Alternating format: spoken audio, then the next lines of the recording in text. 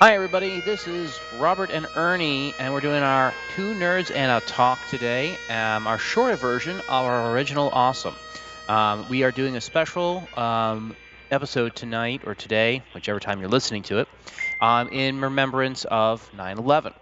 We're going to talk a little bit here about all the things that a 9/11 experience and what happened with 9/11 after the fact and specifically in the nerd world and how the nerd world itself kind of reflected on the events of 9/11, comic books and special events and TV and just everywhere, um, and how that really played in. And I actually found an interesting piece, and there's a lot of interesting pieces that came out from uh, the internet and Facebook and other pages of different things that happened. There are actors and stuff who helped out as firefighters and things like that during 9/11 that you never know about. Um, Now, there is a few things that obviously, Ernie, you wanted to bring up specifically about how comic books had reacted to this and where in media you saw it.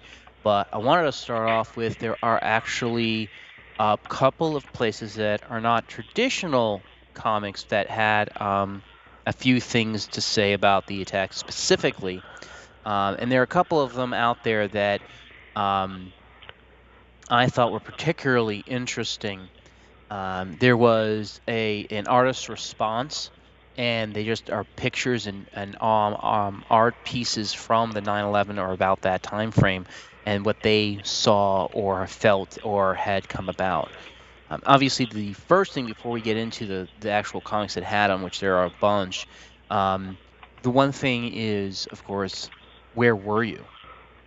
Right? Because most people, when they reflect, they usually reflect back to where they were back at those times, if they were alive. 'Cause, lots of kids out there that weren't. But for me, I was actually in college, and my roommate woke me up and told me that the first World Trade Center building had actually collapsed. And I was like, "What are you talking about?" And came downstairs, and the whole place was a disaster, and everybody was on the phone, no service, etc.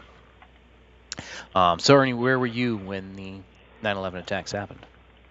Well, just wanted to say, I think the reason why I wanted to talk about this, considering the fact that 9/11 we're just celebrating its 15th anniversary. You know, it's been 15 years since the incident happened. It has, yeah. Uh, yeah, so it's one of those milestones because I guess I guess when you celebrate anniversaries, you do it in factors of five. I guess, you do the 5, the 10. Now we're at 15.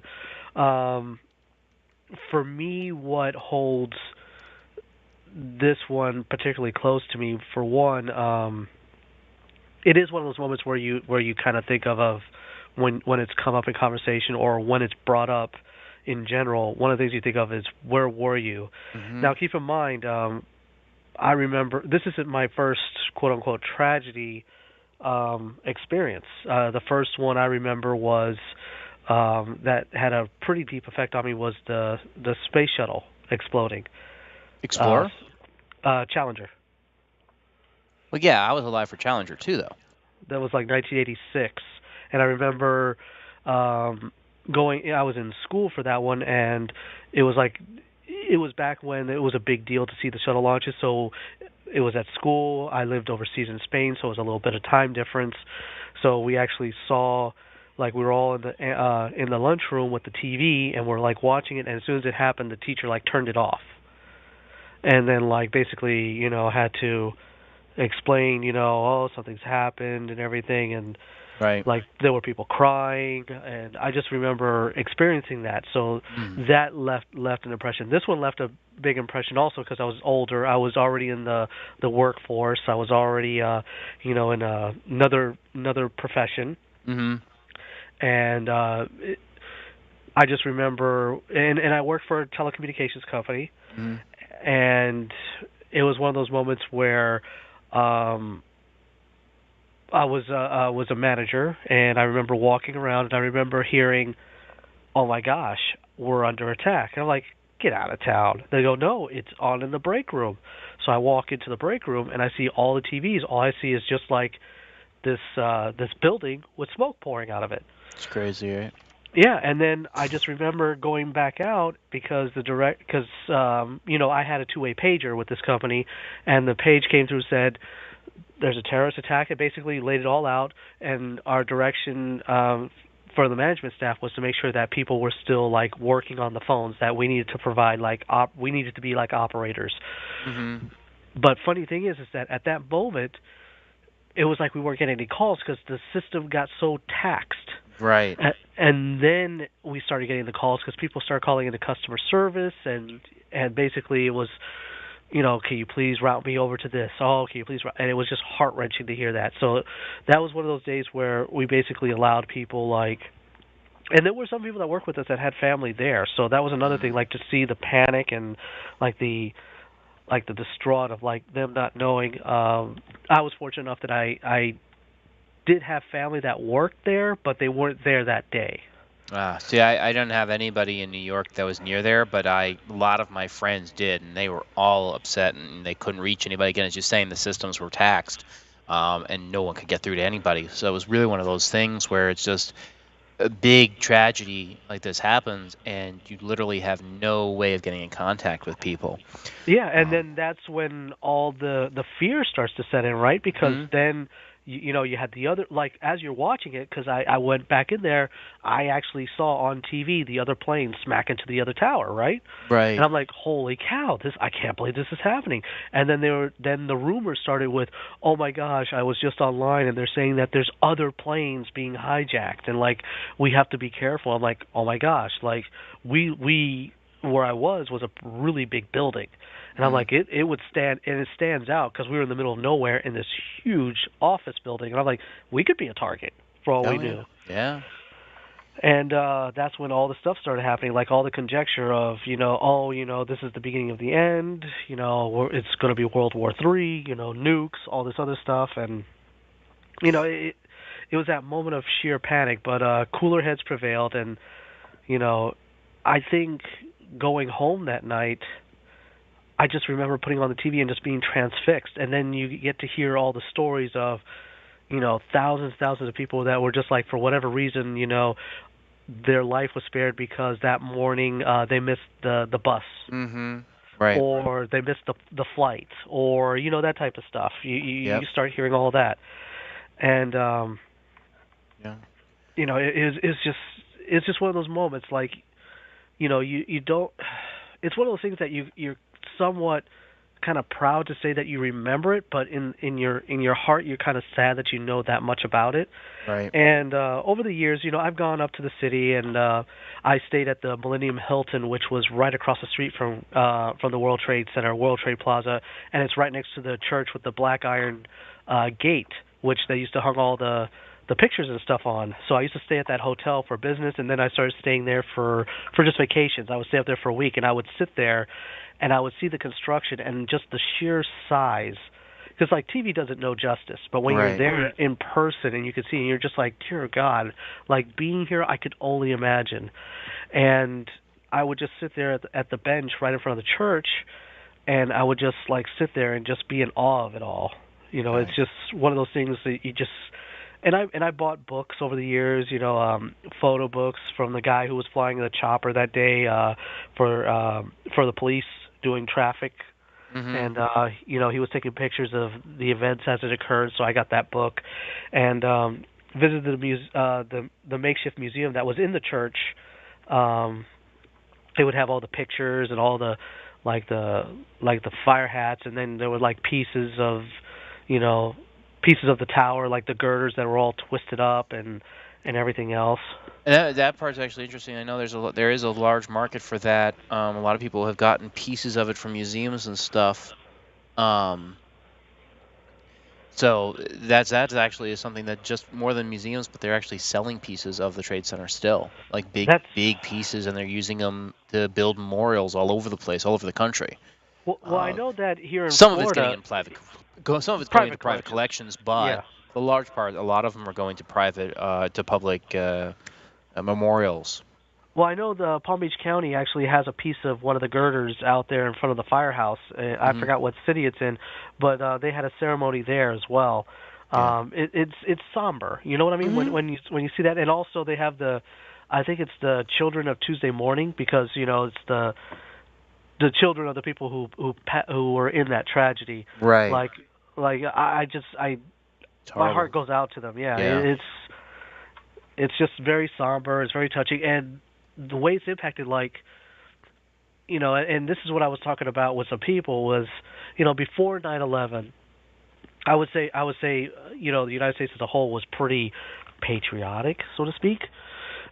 But then I would say, like, after the fact, I would say that you started seeing the flags come out, which I Oh thought was yeah. amazing. A lot more. Yeah, a lot more. A Yeah, reminder, if you will. yeah. And some of the responses, and going back to the nerd part of this, as that is kind of our focus.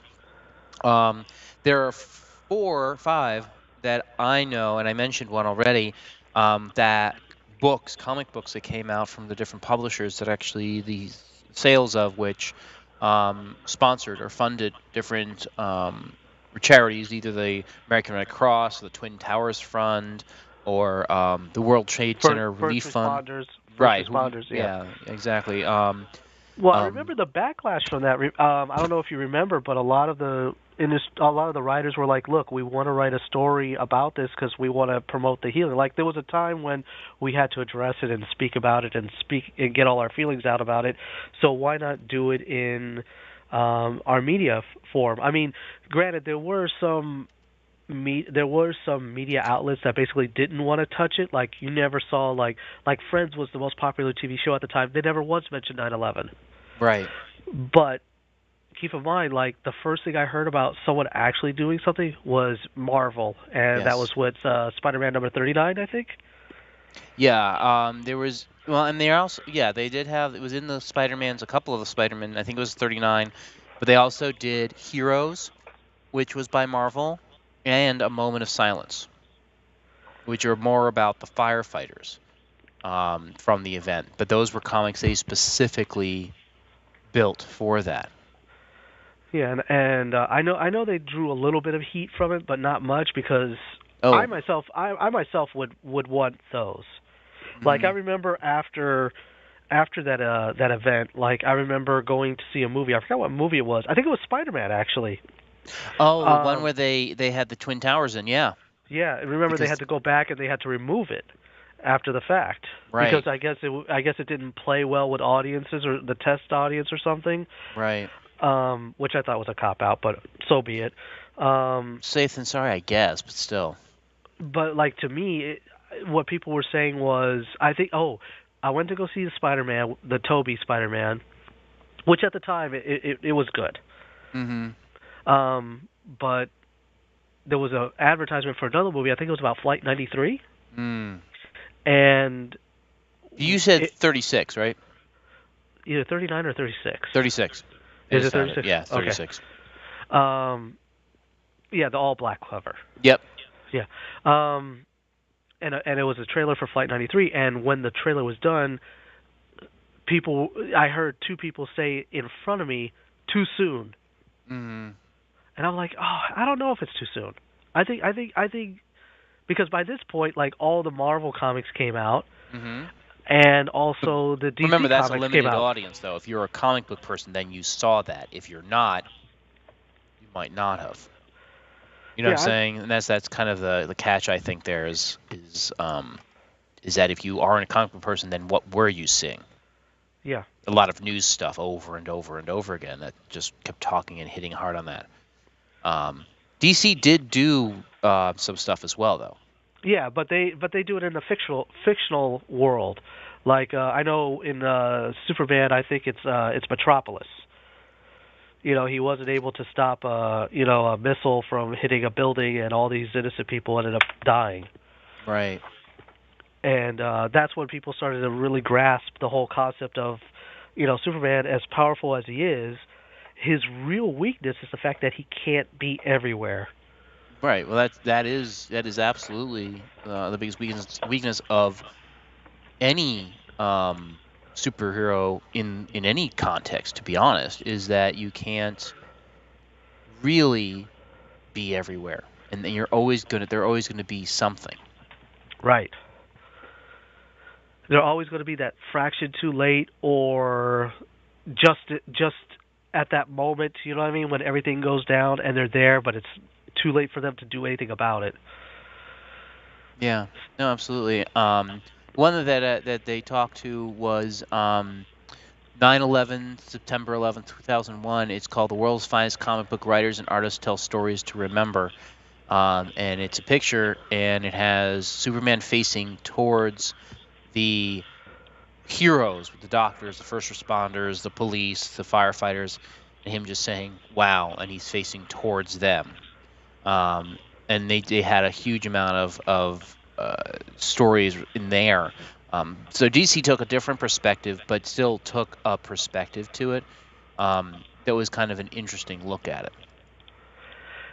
Yeah, I mean, granted, Marvel has the advantage of always being set in like the real world, so like all of their books revolved around like New York or other real places, whereas DC they use the metaphor of Metropolis or some other city. Well, to be fair, Marvel's headquarters at the time was actually only like 3.5 miles away, I think, or something like that from Ground Zero. Yeah, So, I mean, yeah, it was seriously that was it. That was kind of where it hit. Was their neck of the woods. So you had comics, you had movies. Of course, you also had a lot of um, other things that came about. One of the things that came about from it is who was there and helping. A lot of surprise people came out, either help during or after. One of the big ones I found, and I don't know if you saw this on Facebook yesterday or the day before, obviously over the 9/11 weekend. Steve, do you see me? You see me? Steve Buscemi. Buscemi. You never can pronounce that last name. He actually was a firefighter. Yeah, he did it, and he didn't want anyone to know he was doing it. Yes, and he worked up. He worked on the site doing cleanup and rescue, literally after, right after. He actually returned to Engine 55 was the unit he went back to, and he worked right alongside them, right at the day after. Like literally, he was there the day after and digging through rubble and trying to find people and stuff. But he didn't want the publicity. He just did it because he is him. And it's kind of cool when people that are famous to his level of fame. I mean, he is an odd-looking man, but he is definitely famous, and he's out there helping and supporting. And there was a lot of people who came out after the fact, but to help and do funds and all kinds of stuff, and Right. really help people out. I mean, some people legitimately wanted to help, but they couldn't be there, so they raised money or they sent supplies. I know I donated money. I sent stuff up there, for, people that were doing the cleanup.